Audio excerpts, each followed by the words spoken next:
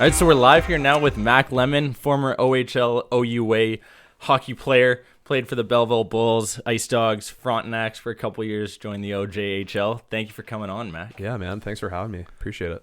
Yeah, it's you were one of those individuals that, I was telling you before the podcast started that I thought of initially right as we were starting the Athletes podcast. You'd be an amazing guest. You got some great stories, I'm sure, in your time in the O. Yeah, no, for sure. I definitely have some stories while I've been playing junior hockey for sure. Yeah. Junior hockey is probably arguably one of the most fun times for, the young male adolescents that go through the journey of sport. Oh, yeah. Yeah, no, big time. I mean, I remember when I was like 15, just got drafted. I was on my way to Florida with my family, and you had to pull over. My agent called me, and I got the phone call. And at that moment, your parents are so stoked for you. I'm stoked. You've been working so hard for it. And at that time, you're just thinking about all the fans, the autograph signings, the interviews, all that stuff, the free equipment finally that your parents don't need to pay money for anymore. You know what I mean? Paying for it for the last decade. Yeah. So, I can't say enough good things. It was a great experience. Yeah. And so what was that feeling like getting that phone call at 15? You're still a kid. Yeah, it was, I'm not going to lie to you, it was really weird. It was don't get me wrong. I was extremely happy. I was super emotional. My parents were, crying and all that bit. But, it's 1 second you get a call, you're moving out of your hometown and living with a random family for your, at age 16, which is something to think about. It's a little weird, right? For sure. And then the next thing you're sitting on a beach with your family. You know what I mean? It's just how am I, you're trying to enjoy yourself, but then you're also trying to think wow, I got a lot of work to do this summer to make sure that I'm in good enough shape to keep up with these 20, 21-year-olds. Yeah. So. And you spent 4 years in the O. You've got, and then a couple of years here playing university sport, Brock University. Take us through that journey. You spent 7 years playing hockey after, joining junior hockey. Yeah, for sure. So I think, like I said, the junior hockey playing experience was, you learn so much during that time. And that's where I've gone to the point where I've came out of the OHL, and you almost take a look at these NC2A guys that are playing college and all that stuff, and you go, there's so many players in the OHL that are just late bloomers. Yeah. And they need that extra time to develop. So I remember when I was playing minor hockey, all you could focus your attention on was the OHL draft. It was daunting. You know what I mean? It was this black cloud over you. So intimidating. You had to get drafted or else your hockey career is over for the rest of your life. Yeah. And I think that's the biggest thing now that I talk about with younger kids and stuff like that is just take a deep breath. Yeah, it's going to be okay. If you don't get drafted, it's not the end of the freaking world. You're 15 years old. Yeah, there's guys that grow 12 inches after they turn 18. Absolutely, right? Perfect example is one of my buddies, Dylan Sekura. Okay. Plays for the Chicago Blackhawks now, went the NC2A route, played for Northeastern. And, he's killing it. He scored his first goal in the NHL last night. So, shout out to Dylan Sekura. Yeah, shout out to Dylan Sekura. That's right. So, anyways, but yeah, following my post OHL experience, playing 3 years with Brock, that was also another completely different experience, in regards to, a whole bunch of other things. Okay. For one being, the fans aren't there. Yeah, that's got a game changer. You go from 5,000 to 25. Yeah, and half of them are parents. Parents and siblings, and that's about it, right? Maybe the odd Brock fan, but and then you go from getting free equipment, paying the odd extra buck for maybe a stick or something like that. Get it all ripped away. Yeah, but I think playing for Brock, you go from being at the top of the totem pole in terms of age when you're in the OHL, and then you come into Brock and you're back on the bottom end of the totem pole because you're younger, right? And you're not going to be playing on the first line unless, you're putting up the numbers. Yeah. But go ahead. And another guy who kind of late bloomer, Clint Windsor. Yes. Right? Yes. Played on that Brock team while we were there. He's playing now. He's in the A, right? Or yeah. And he's playing well. Had a shutout a couple of weeks ago. That's right. Had his first goalie fight. Yeah. Clobbered the guy. Yeah, clobbered the guy. I wish we'll post that video on later, but that was an unreal fight too. Yeah. But yeah, you look at that, and goalies are typically later bloomers, but to your point exactly, you don't need to necessarily make that bantam draft or whatever draft it is right away. You have so much time to blossom into being an athlete. And absolutely. That kind of ties into what you're doing now with training athletes. Yeah. So that's like one of the the beautiful things that has come from my sport hockey playing experience is everything that kind of comes after it. Hockey, realistically, when you're young, that's all you're focused on, and it's like, gotta make it to the NHL. I'm gonna make it to the NHL, and it's a great dream to have, and for many, like, it comes true. You know what I mean? And good for you. But for a lot, and I'd say a large portion of those kids, and they don't make it that far, unfortunately, and it's just the name of the game. You know what I mean? Yeah. So through playing hockey, it's just kind of, I've made connections along the way, and training has become a big part of my life. Yeah, I think when I was going through, I kind of identified at a pretty young age I wasn't going to the NHL. I came to terms with it at about 12, probably. Playing AA, whatever it was. But you look at now, when you're training with Gary Roberts, you've got NHLers cruising in and out. You've got all these draft guys coming in. How do you sort of manage the fact that I'm sure it's frustrating looking at these guys that are the same age as you, that you were probably playing better than when you were younger? That's got to play a bit of a mental game. Yeah, I mean, yes and no. Yeah. I think coming in, it's almost like I'm at the point in my life where I've kind of put that chapter of my life behind me. Okay. So when I come into the gym now, I'm going to be honest with you, like, a lot of the guys, because the NHL has become so young in age, over the past few years, I'm seeing a ton of guys that I've played with either in the OHL or played minor hockey with, that are now training with Gary. So for me, that's almost like that's an advantage for me. I've already built a connection with them. Yeah. They know me. They know my family. Most of them. So it's always kind of funny. I walk into the gym. They're like, what the hell? Like, what are you doing here? And I'm like, God damn, I work here. Yeah.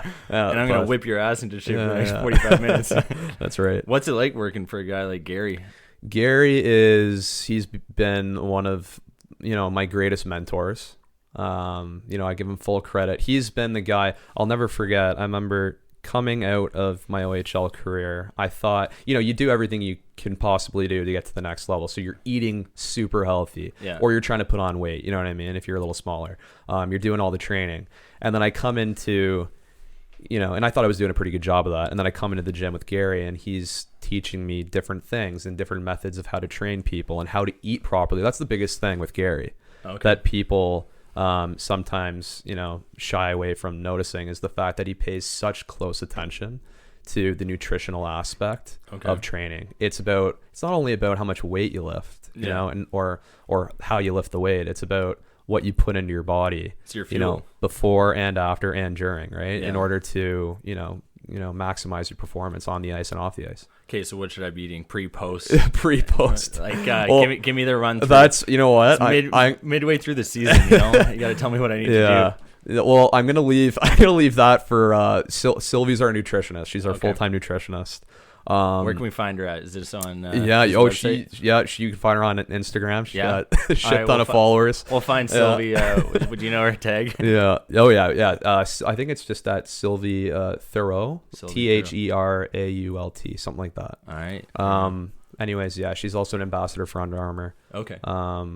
And then we have our full-time chef, who has become actually a really close friend of mine, and that is Andrew Muto. Okay. And he actually runs his own business in Vaughan. Okay. Just in the GTA there, and it's called Umani, Umanii. Sweet. So he's phenomenal. I mean, I'm not trying to toot our own horn here, but we eat the best of the best, like, every day. It's fantastic. It's a great place to work. So what are you guys eating then? Are you guys going through a high carb diet? Are you going through high protein? Are you going Mediterranean? So for us trainers, I mean, it's the athletes we're worried about. You know what I mean? So we pretty much just eat whatever's given to us, more or less. Yeah. But in terms of the athletes, it's very, very specific. We conduct like urine tests and all sorts of stuff. So and you're diving really deep. We'll send it off, and then they'll come back with an analysis and basically tell Sylvie, our nutritionist, what they can and what they cannot eat in certain moments of the summer and all that type of stuff. Wow. Yeah, you hear so many guys who go through the whole process, and they'll be really strict during the season, and then the off season they'll eat like shit because they think it's no big deal. When in reality, that's your time to build all of those muscles back, regain.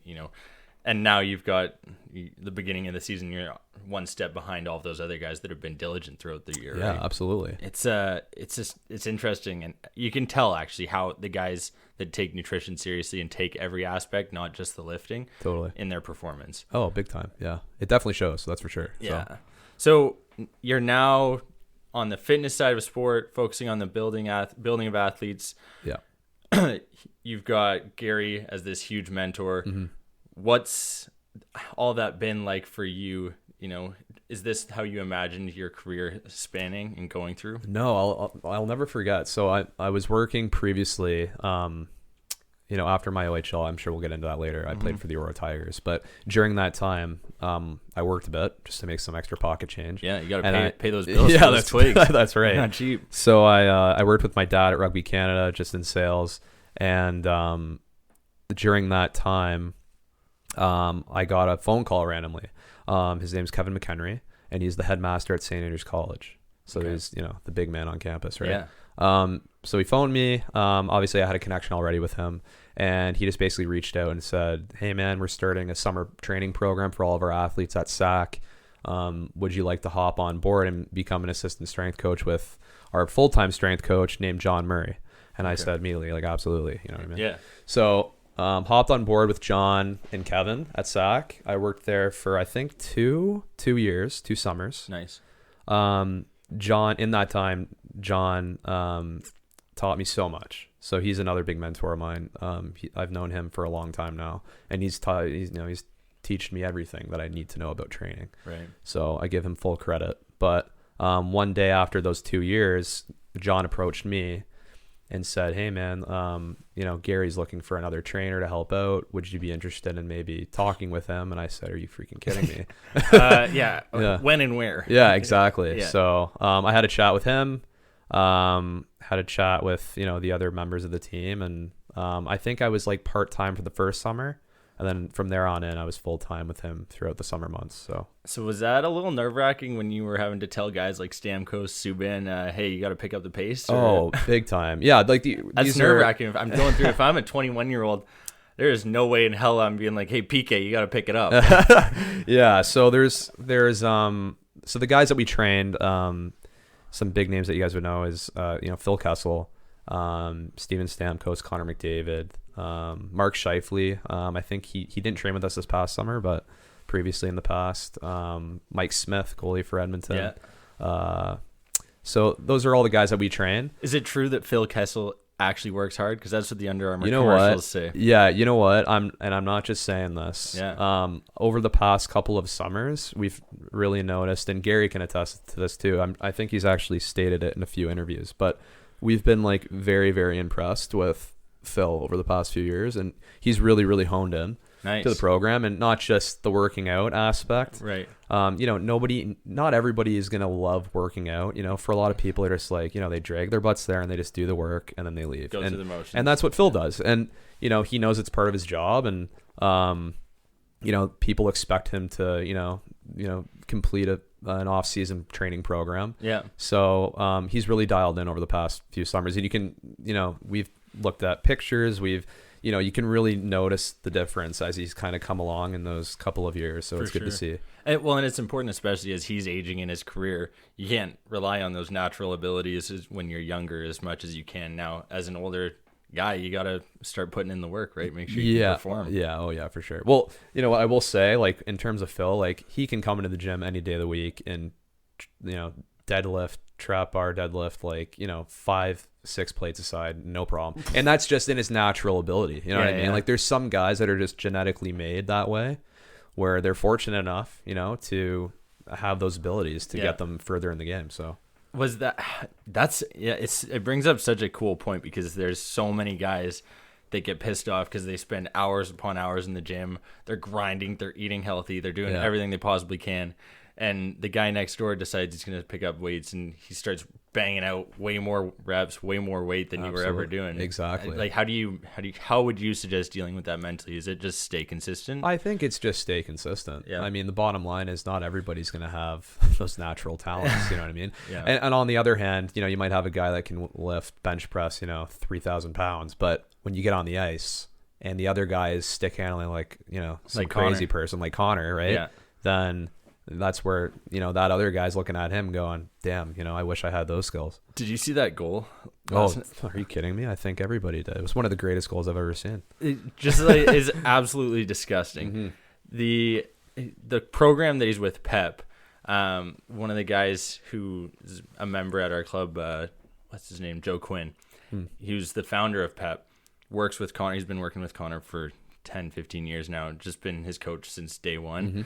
And the things that he does with Pep, I mean, he's showing it with the athletes now. They got like guys like Taylor Hall, Dylan Larkin, McDavid, obviously the big name, but like ridiculous how a guy can be on a 45-degree angle on the blue line and then switch up on Morgan Riley, who's no schlump. Yeah, we'll put it that way. Yeah, it's definitely an amazing. He's got some amazing talents for sure, and I will say, even watching him on the ice in the summer, it's crazy. We got. It's a factory, right? We got kids coming in, we got guys coming in, guys coming out, and every single time Connor's on the ice, everybody's stopping dead in their tracks and watching him on the ice. It's something else to see. It really is. Really? Yeah. He's just that much better. The speed and, the precision that he, possesses. Yeah, possesses is just incredible. It really is. Yeah. It's amazing because he's 22 and he's dominating the league. Yeah. The way Sidney Crosby was when he came in, but almost to another level, right? He's just big time, just impeccable player, fantastic. Yeah. Okay, let's go to your time in the OHL. Who are some of those boys that you were playing with?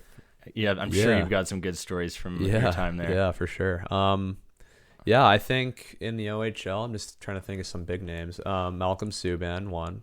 Nice, Tendy. Tendy. So he's still with Vegas right now. Shout out to my Tendy fellas. Yeah, that's right. Big Tendy fan. He's still a pretty good friend of mine. We keep in touch every here and there, and just keep in touch. But Max Domi, never played with him, but obviously someone I played against. Same with Mitch Marner. Was that Brendan interesting? Gaunce, sorry. So you were I cut you off. No, you're good. When you're going in playing those guys in the O who are highly touted. Yeah.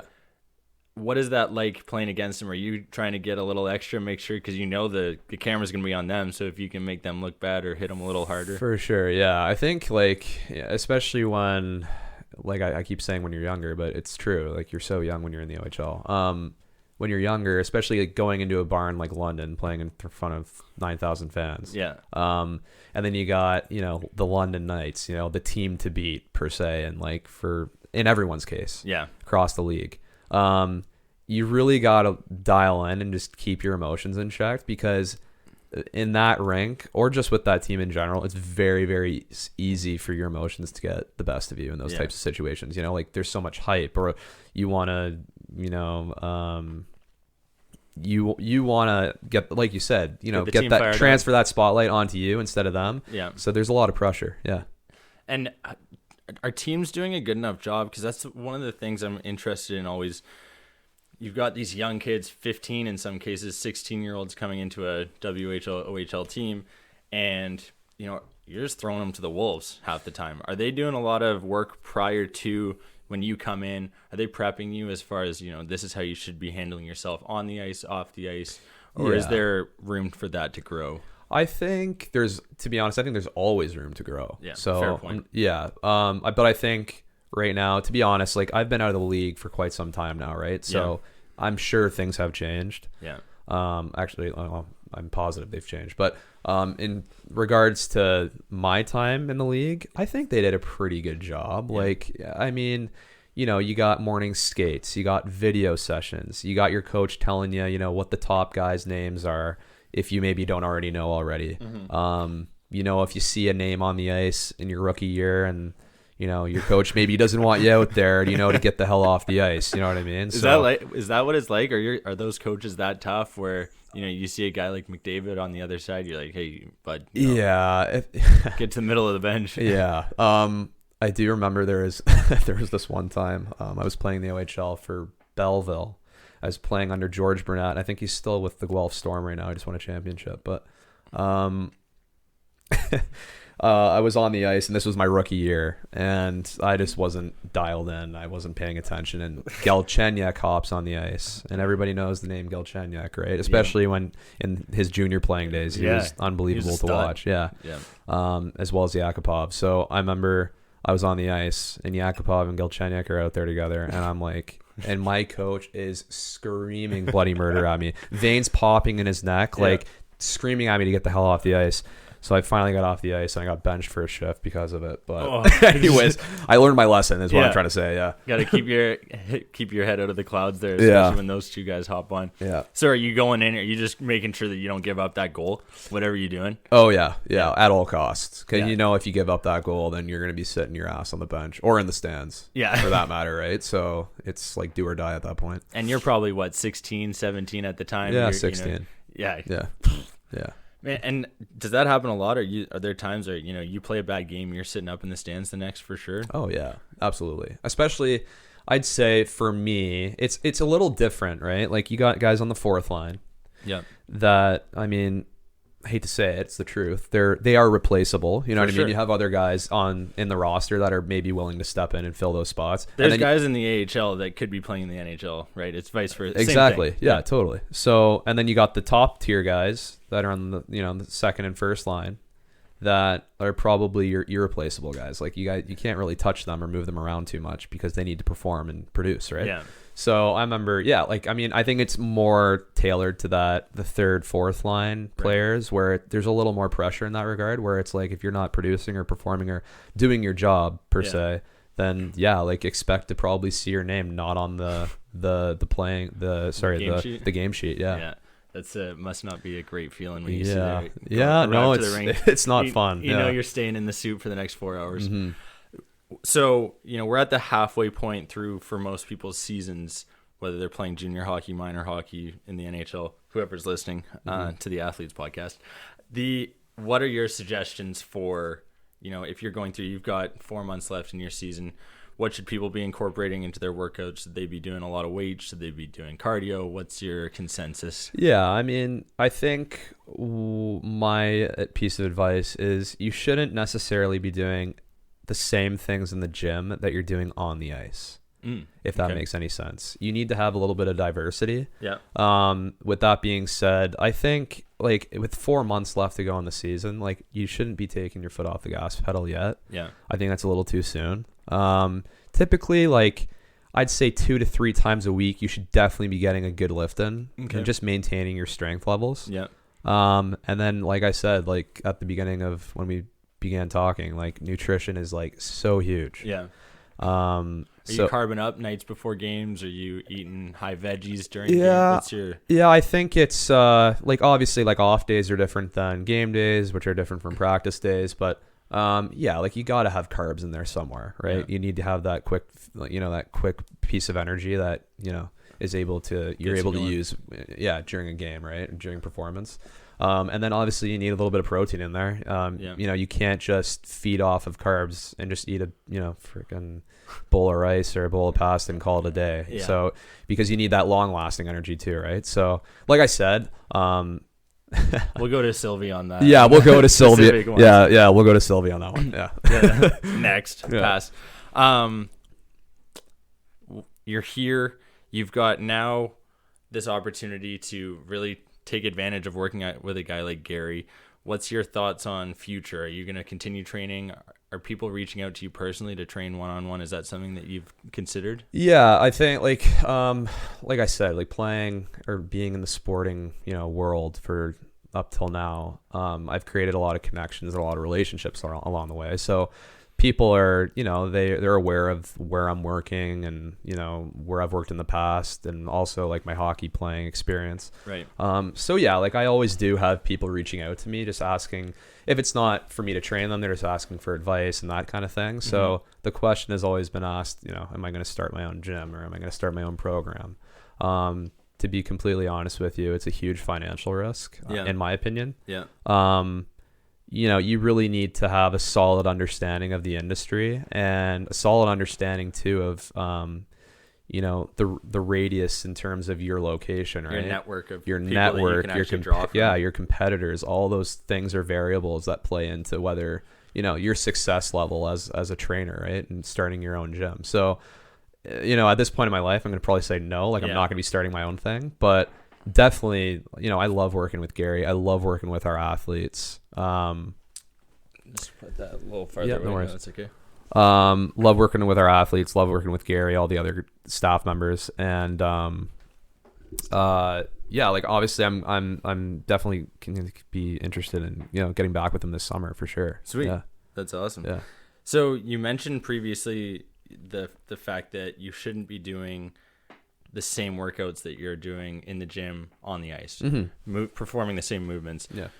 Huge thing that I'm an advocate for is, playing multiple sports, being an athlete as a kid. Is that something that was a part of your life? Do you think it contributed? Oh yeah, absolutely. For sure. I like fully support, the variety aspect of playing different sports, especially in your off season. Yeah. I think it's one thing that, our head strength coach at Gary's, Adrian Valaka, he's an MMA fighter. He's been with the program for years now, and he's done such a great job with our pro guys and the rest of the program for that matter. But he's always preached how important play is, because it gives the athlete variety. It gives them a mental break from doing those same exercise movements, or playing that same exact sport. So you'll always find us at Gary's, instead of just doing a typical warm up with ace skips and high knees and butt kicks, the whole 9 yards, we'll play 20 minutes of spike ball instead, which is, nice. I'm sure everybody has seen on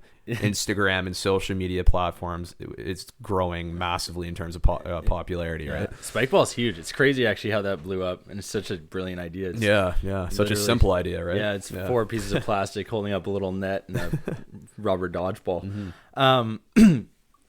Where do you see? That's not the right question.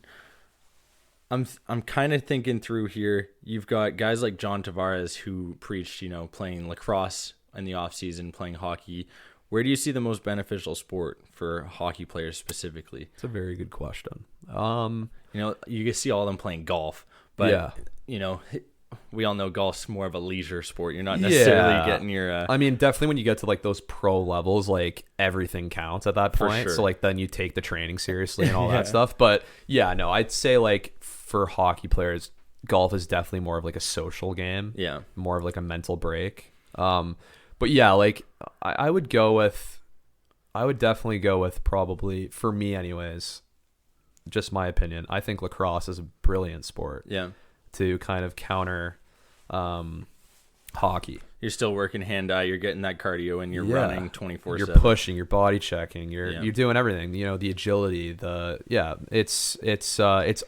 can all be transferred to on-ice play. Yeah. So another question that I'm always interested in with hockey players is the going OHL route or the junior hockey route versus playing in college or playing at the university level.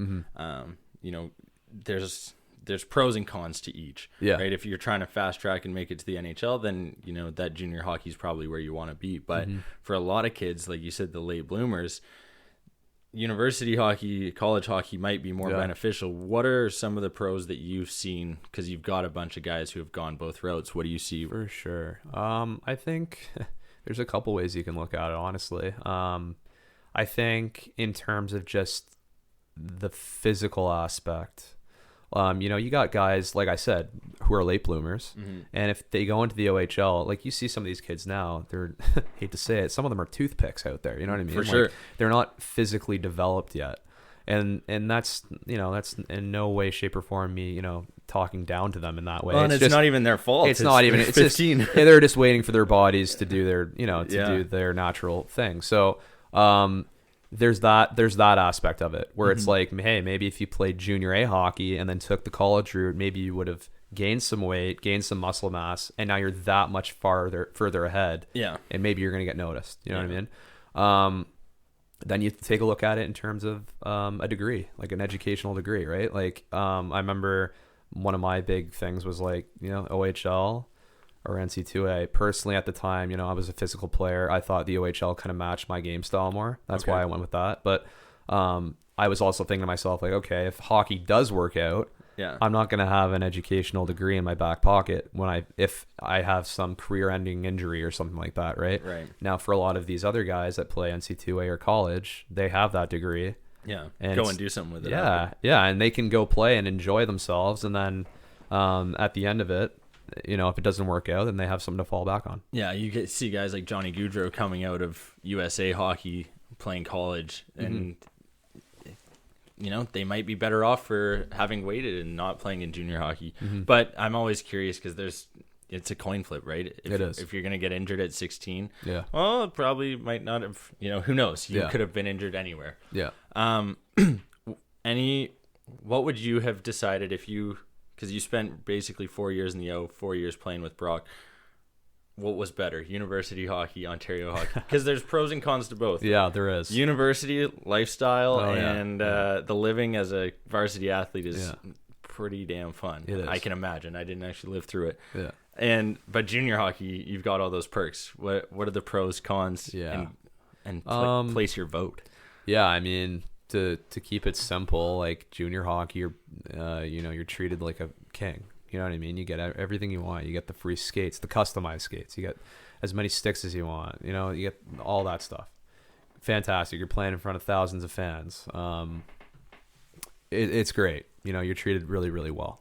And in the city too, right? Like you're getting discounts at restaurants. You're a fan. You're just like you're a superstar. Yeah, I would say you're I'm not trying to say a huge celebrity, but some sort of like a moderate mid-level celebrity, to keep it simple. But I would, for me personally, I would 100,000%.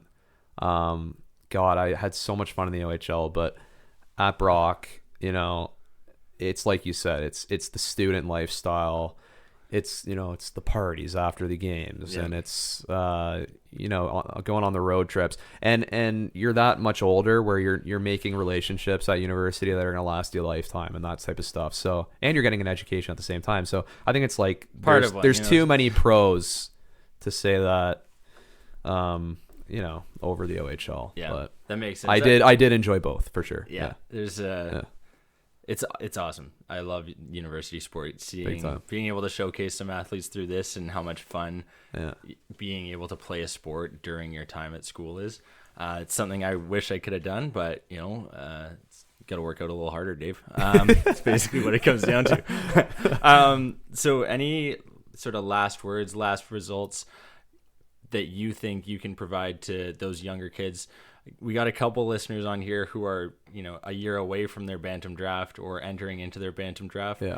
What are some words that you would give to them, maybe as inspiration or as a helping hand? Yeah, I think there's a few things. I think you can't take it so seriously to the point where it doesn't become fun anymore, and you're just miserable. You know what I mean? Like you're clenching your stick too hard. You miss a pass, and you're just like, you hate yourself for it.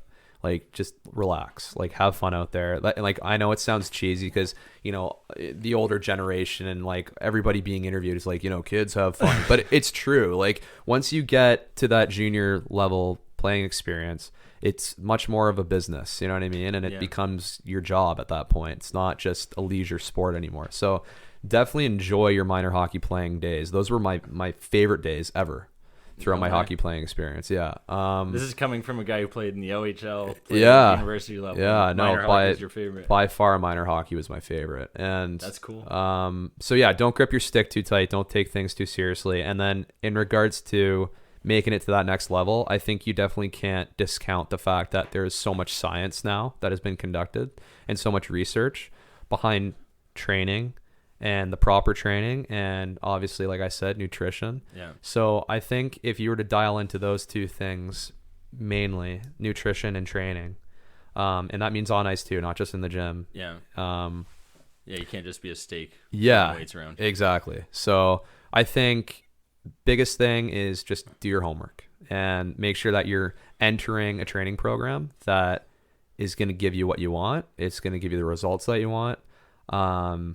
Yeah, and you're putting in the things into your body that are going to actually help you perform on ice. And that's, sorry, my very last point. No, we got all day. Supplements is a huge thing right now. I always forget to ask people about supplements. Yes, thank you for bringing it up. Thank you for doing my job. Yeah.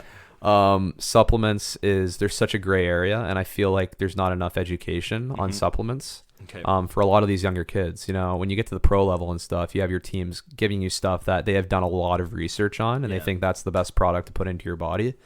But for a lot of these younger kids, parents are just going to GNC and like picking up this mass gainer that probably has a million things that if they were to get tested, they'd be called out as a faulty test. Right. And it's just like the ingredients that they put in their products. It's crap. It really is. So, I just partnered with Body Logics. I'm an ambassador for them right now. Oh, no way. I've been using their products for a long, long time. Okay.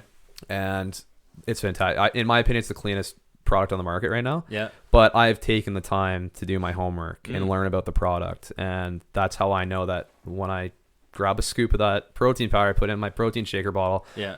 I'm putting in good things into my body, not just sugar and carbs. You know what I mean? Yeah, for sure. That's good to know. Jordan and I, we've got a little fitness challenge with the podcast, so we might have to pick up some fitness logics. Body Logics. I might have to pick some of that because you did the homework. I didn't. So yeah. This is how I am able to learn and progress, not from any research I do, just from talking with people. So, really appreciate you coming on. Bunch of fun stories. I loved it. Yeah, man. Thanks. And Thanks for having me. Good luck in your future, and hopefully Body Logics and all of your work with Gary moving forward. Appreciate it, man. Thanks for having me on. Take care, Athletes Podcast listeners, and don't forget to rate and subscribe to the Athletes Podcast, both on whatever streaming service and on YouTube, because we got a dope channel now. Peace out.